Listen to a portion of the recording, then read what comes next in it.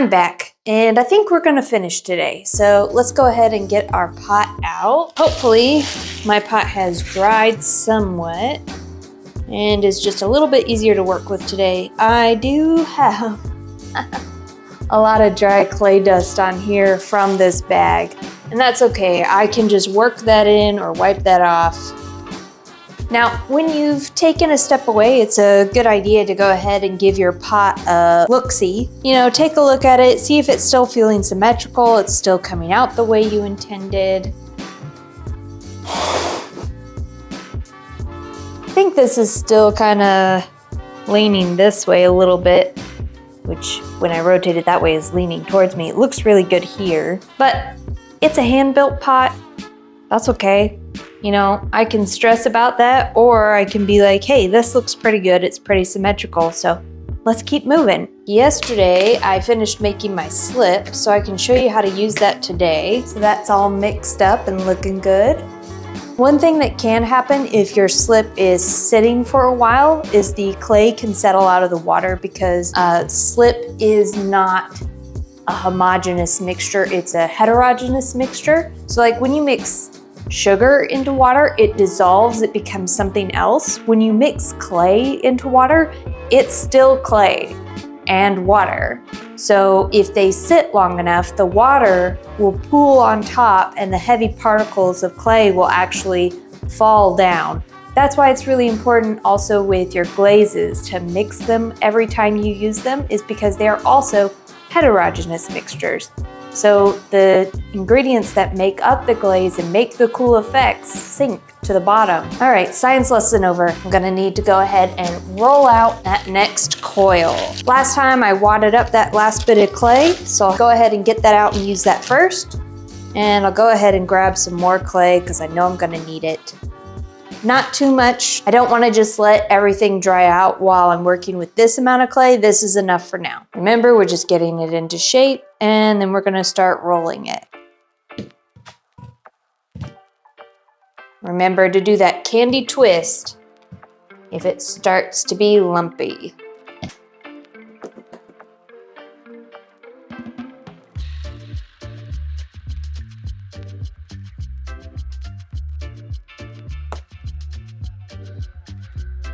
Okay, there we go. Nice coil to get us started. Go ahead and score here. Now, one thing you can do here is I just wiped that extra clay off into my water, but if you have a container of slip, you can start cleaning that clay, that excess clay, off into your slip. And that will kind of create a continuous fountain here. So then you've got to decide how you're going to put this slip onto your pottery. I could use a tool like this and just kind of dab it on. I could use my fingers. I don't want to use my sponge because I want my sponge to stay clean. You could also use a brush. If you have a glazing brush or a brush that you want to use specifically for slip, you just want to make sure that if you're using a glazing brush that you also use to glaze, you really wash that slip out of there. But if you have a brush dedicated to slip, you still want to clean it, but you don't have to be as careful. In my classroom, because I didn't want a bunch of clay in our glazing brushes, I had students use their wooden tools for this step. So I'll just show you that a little bit more. I also didn't require students to use slip, so you could just use a sponge and some water.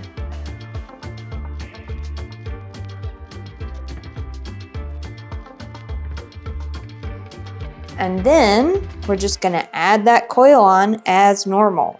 Remember, score side to score side. And I'm still making this layer a little bit smaller than the previous one, so I'm just gonna bring it in a little bit. Because my clay is still pretty plastic, it's still pretty wet, I'm not gonna keep using the slip. If my slip was closer to leather hard, I would keep using the slip, because I have found that slip is a better bonding agent if your clay is drier, but when your clay is still pretty plastic, adding slip can add too much moisture, too much water, and can actually cause your clay to start to like lose its shape or hold on to too much water. I'm gonna cut the 45-degree angle here. And then I'm gonna lay this, make sure that the slip is facing up. So so I'm not getting my workspace too dirty. Okay, and I'm just continuing to trim off a little bit more because this is too big. There we go. I think I'm gonna bring this in a couple more coils before I start making more of the top of the vase shape.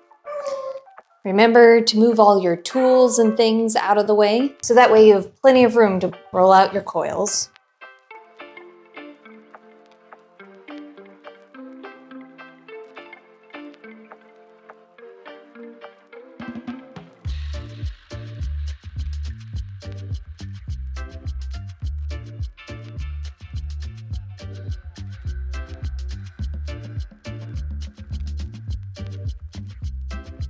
So I'm switching back to water because, again, my clay is still pretty soft and slip can really help your clay if it's dry, but it can be detrimental if your clay is on the wet side. It can hold a lot more water.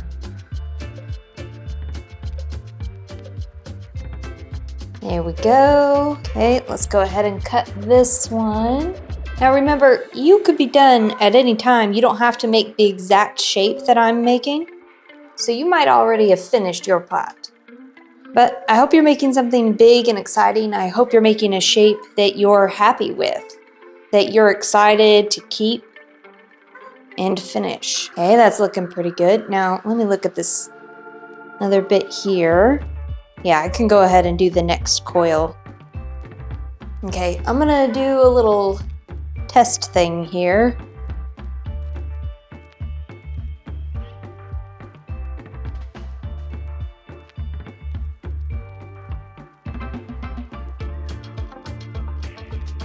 No, I think it needs to go smaller. I actually want to choke this in a little bit more.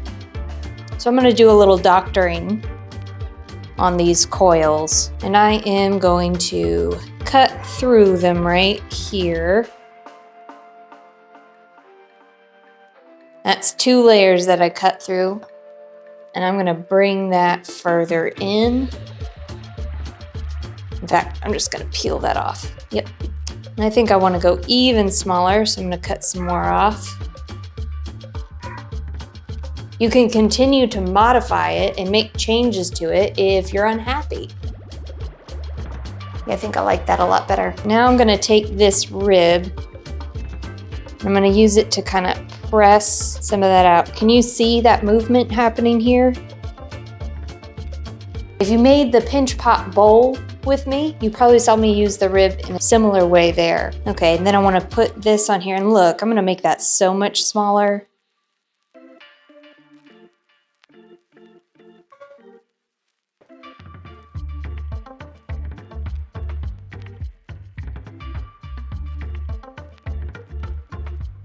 Can you see how I'm using my fingers here to press the wall out?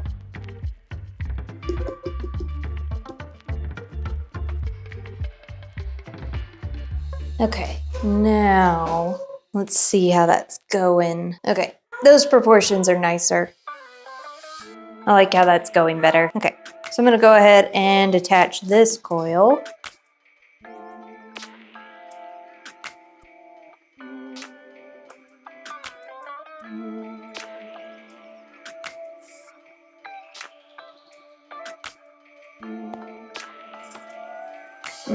No, it's not quite long enough. I'm gonna have to put some more clay back in there. Just put that right back, and then use some of this other cut off clay from just a minute earlier. Okay, there we go. A little too much water. I squeezed all the water out of my sponge so that I can use it to kind of dry the surface here. Now, before this neck gets too tall, I want to make sure that I blend those coils together that are right here at the shoulder. So I'm really going to have to do this by feel. Can't really see what I'm doing anymore.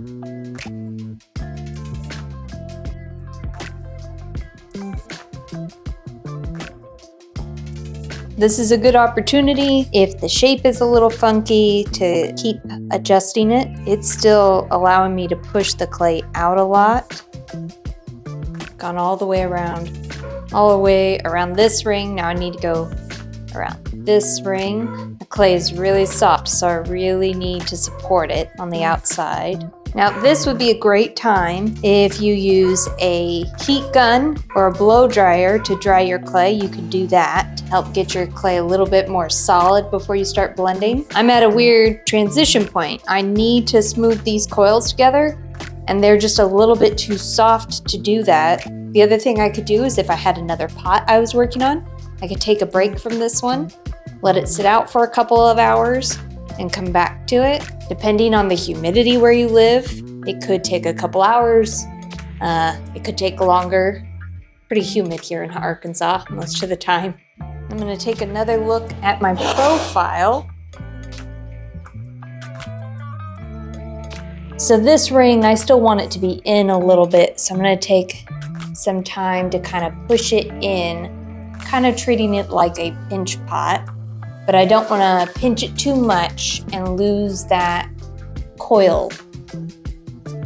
There we go, that's better. Now I can get at an angle where I can see what's going on down in here. I don't know if I can get you at that angle, hold on. Okay, there you go. Whoops, careful. Okay, so see how it's a little bit messy in there? I can still see in there and I can clean that up, so I'm gonna go ahead and do that. It's not gonna make the best footage for you guys, unfortunately. If you can see in there, then the camera's like right where I need to be able to see in. So hopefully this won't take too long.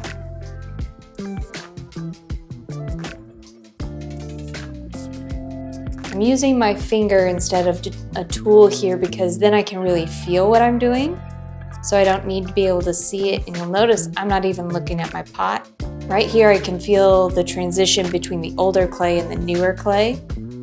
Man, it's wild. When you can't look at what you're doing, it's amazing like how much detail you can see without seeing. And so what I would tell my students is get it as smooth as you can. Once it feels smooth, that's all you can do. If you can't see it and you can't feel it, then there's nothing you can do about it. Just doing some of those sideways swipes that we learned in the pinch pots to really help finalize that texture. Really trying to feel if there are any areas that feel like the clay is not coming together. And try to blend those areas together if I can. Now I'm gonna work on my texture here for a moment, and then I'll keep adding coils. Remember, if your clay starts to collapse under your pressure, make sure you support it from the inside, press it back out. Also remember that sometimes if you're having a hard time, if the clay is being difficult, it may be that the clay is too wet. If it's not leather hard yet, give it some time to dry and see if you can fix it after that. Because sometimes if the clay is too wet, it just moves around too easily and it'll just start to collapse or fold in on itself. So if you're having difficulty and your clay is really wet, try letting it dry a bit.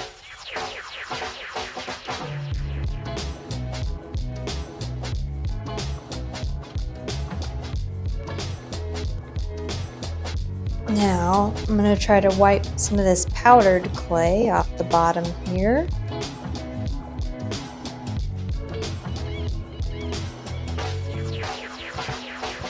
Now I'm doing this, I'm trying not to get the clay too wet, right? Because I don't want to rehydrate the bottom of this pot, because then it might collapse under its own weight. There we go. All right, I think it's time to keep coiling. This coil's basically long enough and I can just patch it with this one. So let's go ahead and attach those.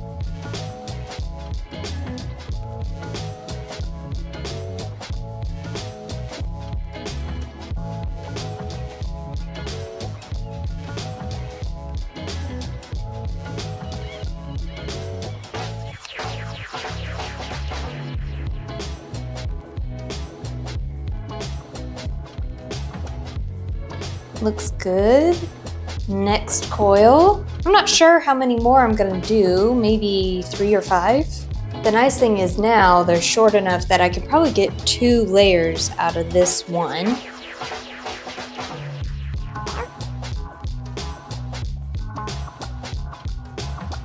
Now, as we get near the top, you might be starting to feel like one side feels a little bit shorter, so some things you can do to adjust that is when you blend your coils together, use that time to kind of pinch that part of the pot a little bit taller. Just kind of push it up a little bit if you want to even it out.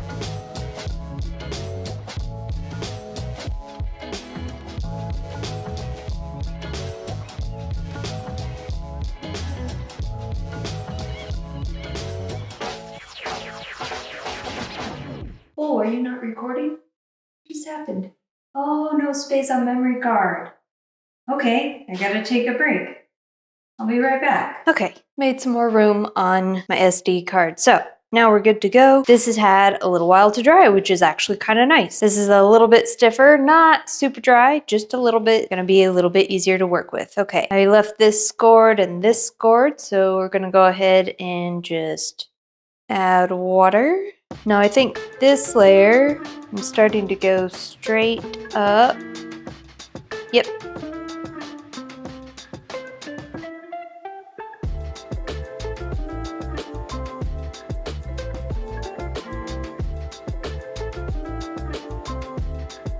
Just dipping this coil in water because I had it sitting out here for a while and it had some time to dry.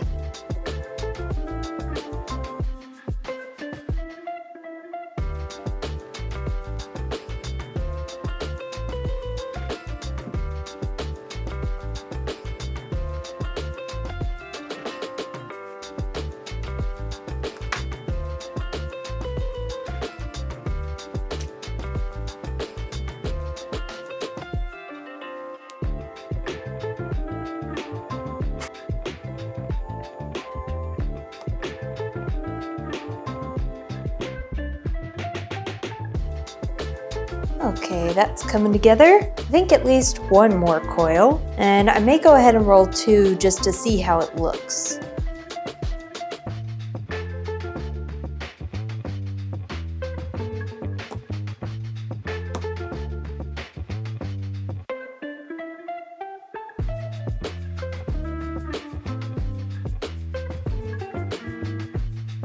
Okay, let's see how this looks. This may be the last coil.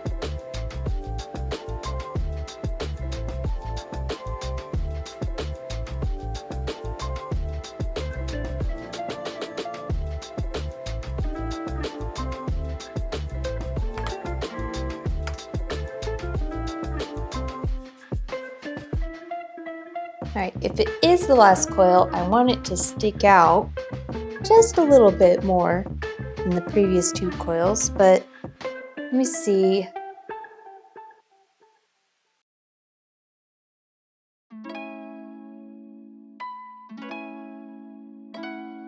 What do you think? 1 coil taller? Here? Or here? I think a little taller is just a little bit more elegant. So we'll just go 1 coil taller. Well, I like it this way though. Nope, I think I like it right here. All right, this is my last coil. Elegant isn't necessarily what you want all the time, I guess. I think I like these proportions just a smidge better. Okay, so now I'm gonna go ahead and do the last blending. At this point in the pot, at the last couple of coils, sometimes I would have students who, they got that last coil on there and they're like, phew, I'm done. Nope, gotta finish blending. So make sure you don't give up. Don't forget to finish your work. Let's go ahead and reach in here and start blending this together. And since my coils had some time to dry there for a minute, they're a little bit harder to move around with just my fingers, so I'm getting a tool. Okay, there's 1 more coil down here that needs to be bonded that's kind of out of sight.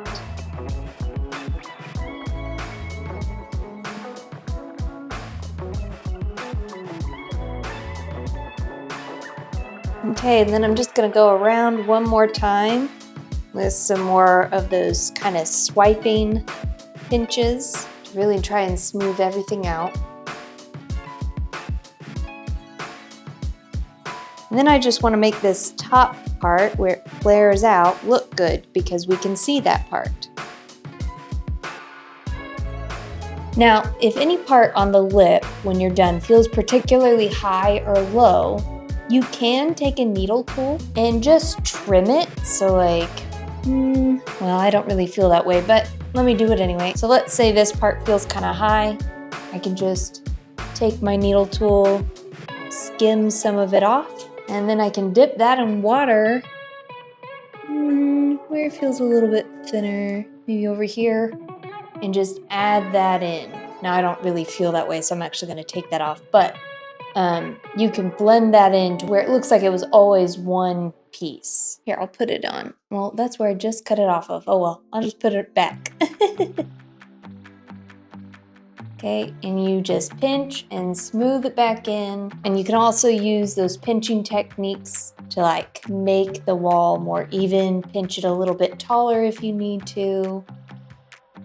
Make sure you look at the inside as well. Anywhere that you can see now, you're gonna be able to see after it's fired. So if you see something unsightly, take care of it now. I mean, you could sand it after it's fired, but it'll be much more difficult. I think that looks pretty good. I'm gonna focus on the outside now. But before I do that, I'm gonna go ahead and take care of these other coils that I rolled out. Go ahead and wad all this back up together. If those coils are feeling a little bit dry, you can dunk them in water before you wad them back up.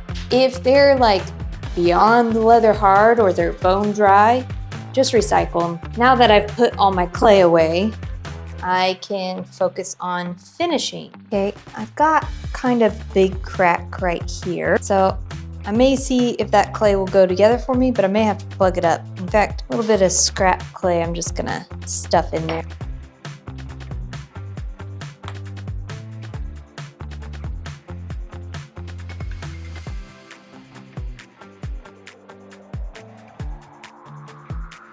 Now I'm gonna let that sit for a little bit before I mess with it too much and just tear it out. So I need to work on some other areas and come back to it.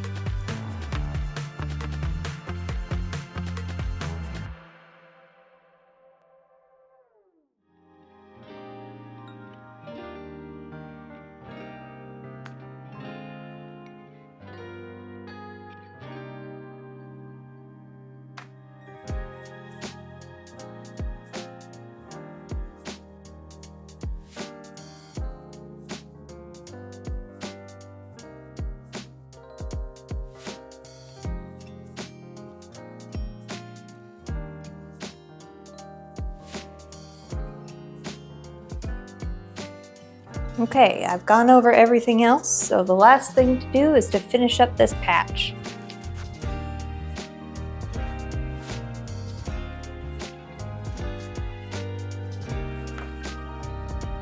Okay, that's it. It's done. That didn't take very long.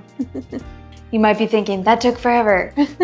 Okay, last step, we just need to sign the foot. Make sure you always sign your work. Sometimes I would tell my students to put the year on it because it's kind of nice to be able to look back and see when you made it. But I'm gonna turn this over and set it on its rim or its lip. And I'll have to clean that up a little bit once I'm done signing the foot. And this is another good point where we can use the rib. So I'm just gonna put a little water on here, not a lot at all. Then I'm gonna take the rib, and I am supporting this, like I'm holding it up. I don't wanna just put a lot of pressure on this and accidentally collapse my rim. So I can smooth this out. When you're smoothing, make sure you're not holding it at 90 degrees. You're allowing that angle to relax, 45 degrees. So halfway between 90 and horizontal or 0 is a really good place to be. Another thing we can do when using the rib is slightly press the foot in so that instead of it being flat, it can be domed up or into the pot, scooped a little bit. That allows it to have more of a foot ring to sit on so that the bottom doesn't accidentally bubble out and make it wobble or rock. But you don't want to push it in too much, and if your clay is really soft, you might accidentally press it more than you want to. So you just want to be careful. And you can leave it flat if you want to. I'm going to use my little stamp here, along with signing my name.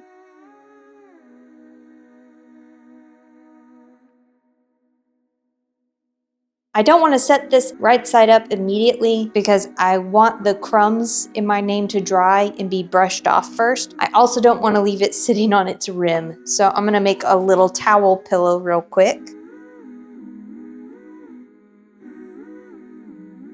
There we go. Now it can lay down out of my way and I can go ahead and clean up. Now, when I would teach this project to my students, I would plan for 5 to 7 days or class periods for them to spend on it, which would end up being like 5 to 7 hours. And I think I spent a similar amount of time over 3 days. Sometimes it would take students longer than that, so they would need a little bit more time. Some students would be finished in 3 days. It really just depends on the person, what kind of experience they have. Some people are just more naturally inclined to be good at pottery, or maybe they have experience doing other handcrafts that make them a little bit faster at picking up these skills.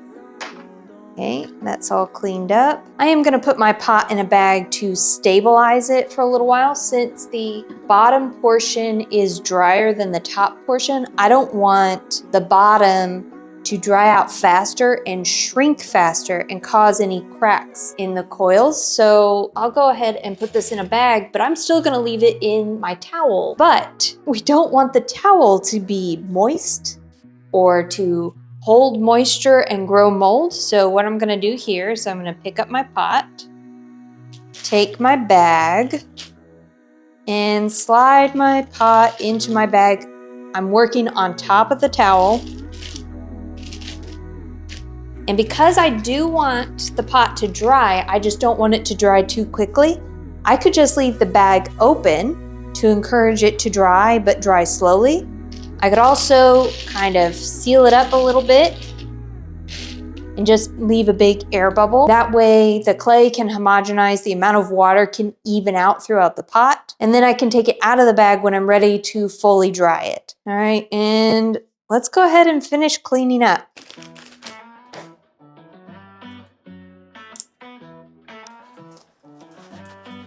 I'm gonna put this water in my bucket that I allowed to settle out. So remember, we talked about you don't wanna put this dirty water down your sink. You could dump it outside because it's just dirt, or you could dump it in a bucket and kind of reclaim that clay, let the water settle out, and then add that clay to your reclaimed bucket. If you're only using one type of clay and you only have one type of slip, you don't need a label.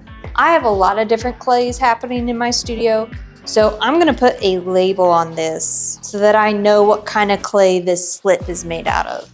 Remember, when you're doing this, the goal is not to soak the board.